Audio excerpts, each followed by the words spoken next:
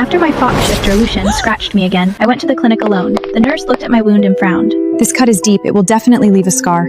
Has your shifter ever received proper social training? I forced a smile. He has. He was one of the best graduates. A blue holographic screen suddenly flickered in front of me. It's just a scratch. Did you really need to go to the clinic? I'm hungry. Come back and cook for me.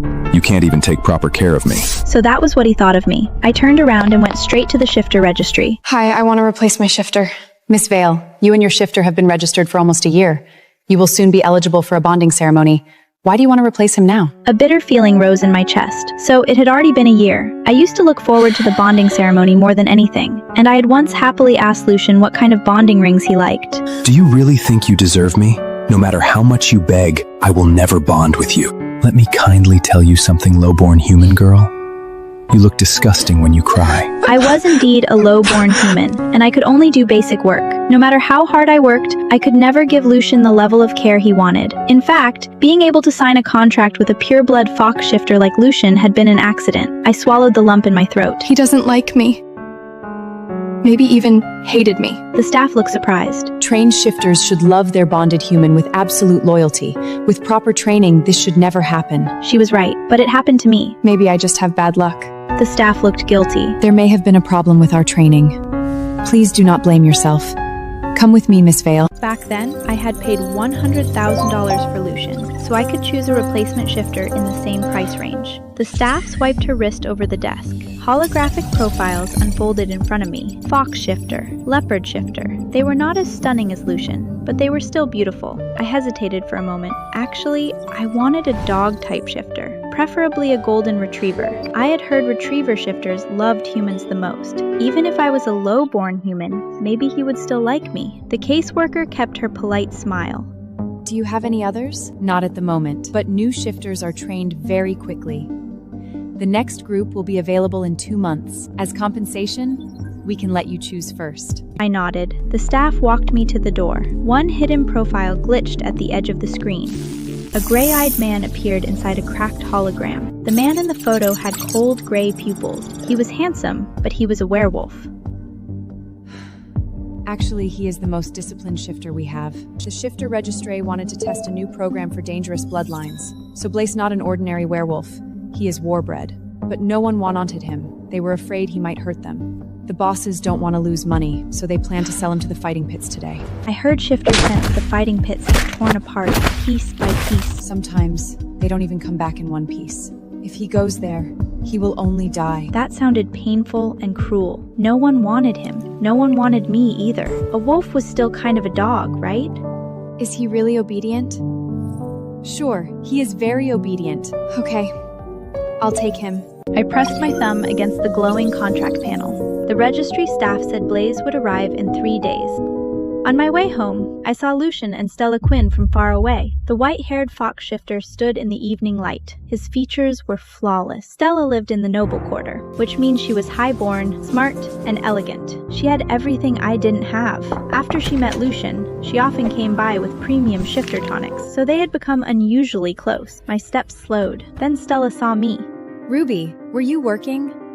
Ruby, I don't mean to be rude, but you and Lucien are almost bonded. You should at least try to dress up a little. Look at what you're wearing. If people saw you two on the street, who would believe you belong together? I looked down at my plain t-shirt and jeans. Then I looked at her beautiful dress. I think this is fine. She wouldn't look good even if she dressed up. At least this way, people can pretend she simply doesn't know how, instead of knowing she's just ugly. Lucien, how can you say that to a girl? You try to help her, and she thinks you're meddling. Low-born humans can't understand how high-born people think. Being bought her was a lifetime of bad luck.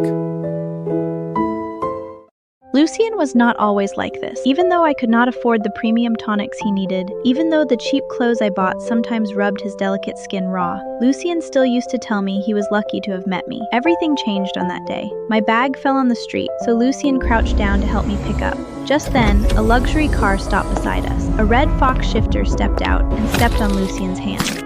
Are you Lucien, the most popular fox at the registry? How did you end up with such an ugly, low-born human? But I guess it makes sense. A defective fox and a low-born human. What a perfect match. After that, Lucien locked himself in his room all night. I stayed outside his door for the whole night. Defective is just a word. We have food, a home, and each other. That is enough. Then Lucien opened the door. You've never had anything, so of course you can call this enough. Later, he met Stella Quinn. She could give Lucien what he wanted. They became closer day by day. Sometimes, as they talked, Stella would lean against him. I once asked him carefully, You are my shifter. Can you keep some distance from Stella? If I weren't defective, you never would have gotten me. You took advantage of me. I don't belong to you. But back then, Lucien was the I'll do one who anything begged me for to you. save him. In this new world, male shifters carried the duty of giving humans heirs. Lucien had once been one of the finest shifters ever trained. Before he was diagnosed as infertile, his price had been sky high. But even after his price dropped to $100,000, no human wanted a useless fox. The shifter registry had planned to send him to the Red Lantern District to recover their loss. That day, I went there to buy my first shifter. Then Lucien broke free from his restraints. Please save me. I'll be good to you. I'll be your family. I don't want to die. Please. I had never had a family, and I had grown up in an orphanage. His words reached the softest part of me. I like children, but having one family member first sounded good too. So I spent all my savings and even took out a loan to buy Lucien. I never brought up that day again because I was afraid of hurting his pride. But in his heart, I was the one who used him. My hand accidentally brushed against his. Out of instinct, he shoved me away with vicious force. My arm hit the sharp corner of the table. The cut was so deep I could see bone. If you hadn't tried to touch me, you wouldn't be hurt. You did this to yourself, so go to the clinic yourself. I'm going shopping with Stella today. Even if I went, it wouldn't release your pain. Stop acting like everything is my fault. Then I went to the clinic alone. It will definitely leave a scar and will ache whenever it rains.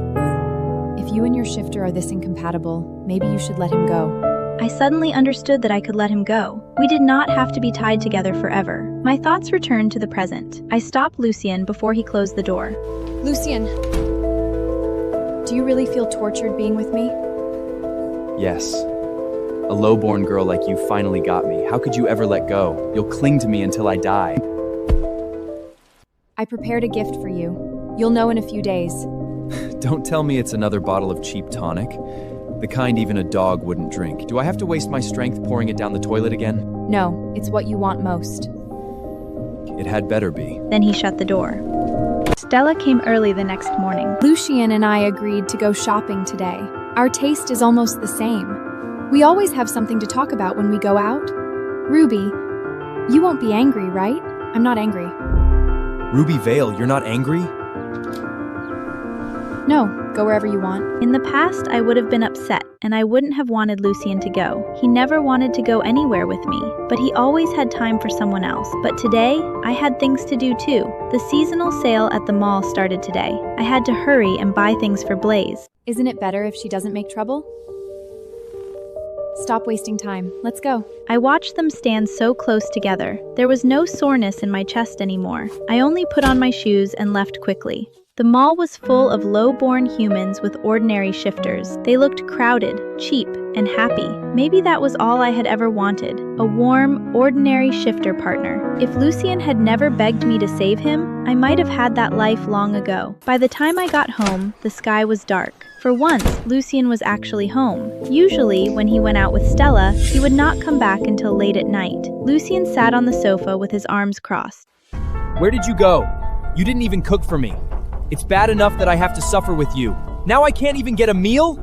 I thought you would eat at Stella's place, and I thought you didn't want my food. On your last birthday, I cooked all afternoon, but you threw everything into the trash. I ignored him and started sorting out the things I bought for Blaise: chew sticks, a grooming brush, coat oil. At some point, Lucien came to stand behind me. Are you taking care of me like a dog now? I don't need things made for low-grade shifters. This brush will ruin my fur, and this oil is not pure enough. Since you already bought them, I can force myself to try. They're not for you. What do you mean? I am not good enough for a high-grade shifter there like you. I already submitted the replacement request. In 2 days, You won't have to see me anymore. 13 years ago, I If you saved want 2 to wolf see more cubs, and for episodes 13 in years they only HD, loved my sister. in the complete Loki and and Loren are uncut twin wolves. version, My sister click Vivian the and I link had in rescued the them upper from the right snow. corner We of each the took one video home, to go kept Loki, directly while to the Vivian brought Loren with corresponding her. location. I took care of him Enjoy! for 13 years. I prepared his meals and stayed by his side through his every heat cycle. And I stayed up all night looking after him whenever he had trouble with his shift. I used to think it was in their nature to be cold and distant. Until one day I overheard him saying, Lily's been good to you. Why are you always so cold to her? Loki let out a bitter laugh. I never asked her to bring me home. If she hadn't chosen me, I'd be with Vivian now. Another voice chimed in. Compared to Vivian, Lily is... Forget it. You can't compare them. I stood frozen outside the door. For 13 years, the wolf I'd raised had wished I hadn't taken him home, so he hated me for that. I packed my bags and left him a letter. I am sorry. I took you away without your consent. Now I'm setting you free. I sat on the couch until midnight. With a mirror in my hand, I stared at my reflection over and over again. Round face and dull skin. The longer I looked, the worse I felt. Then I thought of Vivian. She always gets the attention wherever she goes. The door opened. Loki walked in. The smell of whiskey clung to him. His gaze swept over me for a second before he headed straight for his room. I stood up. For the first time ever, I reached out and grabbed his tail. A flash of disgust crossed his eyes. He slapped my hand away and stepped back immediately. Don't touch me. It was just like the first time I tried to touch his ears. I thought all werewolves were like that. They were cold and untouchable. I know better now. It wasn't that he hated being touched. He just couldn't stand my touch. I froze for a few seconds. Then I laughed. So that is how it was. Turns out when you are not pretty, your love doesn't count. I didn't even realize I was crying. When I looked up again, I was alone in the living room. The tears wouldn't stop. It felt like a stone was crushing my chest. My fingers went numb. I could hear my own breathing growing heavier and heavier. And suddenly, I remembered the school carnival. Every year, I would ask Loki, "Come with me. Everyone is bringing their shifter." No. He cut me off without looking up. But they... Then go adopt another one. So I went alone every year. I'd always stand off to the side and watch Lauren come across the carnival. He had the same face as Loki, but he was always smiling. Vivian would touch his ears, and he would always bend down for her. Lauren would ruffle her hair and ask, Do you want that teddy bear over there? Vivian would nod, rise onto her tiptoes, and reach for his ears again. I watched them with envy. That was the life I wanted. One year, Caden and his friends got me into a corner. Caden stood in front of me with a smug grin. Where's your wolf? He sneered. Oh, right. He probably doesn't want people seeing him with you. His friend laughed. 2 twin wolves. One with the pretty sister. And the other got stuck with the ugly ducking. I'd hide too. I got to my feet and threw a punch. His friend hit the ground. Caden rushed at me, and I knocked him down too. The school called my mother. She asked me in front of everyone at the school office. They were right. Why were you out there fighting people? Mom! She acted as if she hadn't heard me. Then she looked at me with disgust. You're not pretty and you got a terrible temper. Even Loki doesn't want to be around you. I wish you were Vivian sometimes. Even my own mother didn't want me. I didn't remember how I ran out of the office. I cried in the park all night. When I got home, my father slapped me. He stood in the doorway, his face twisted with disgust. I wish I'd never had a daughter like you. I sat in the living room the entire night. When the first rays of sunlight streamed through the window, I turned my face away. I only felt safe when I hid in the darkness of my bedroom. When I woke up, it was already dark outside. The loneliness and self-loathing felt endless. I pushed open the door and walked out. Loki was gone, but his scent lingered everywhere. I ate something without really tasting it, and then started packing my things. I didn't have much to pack.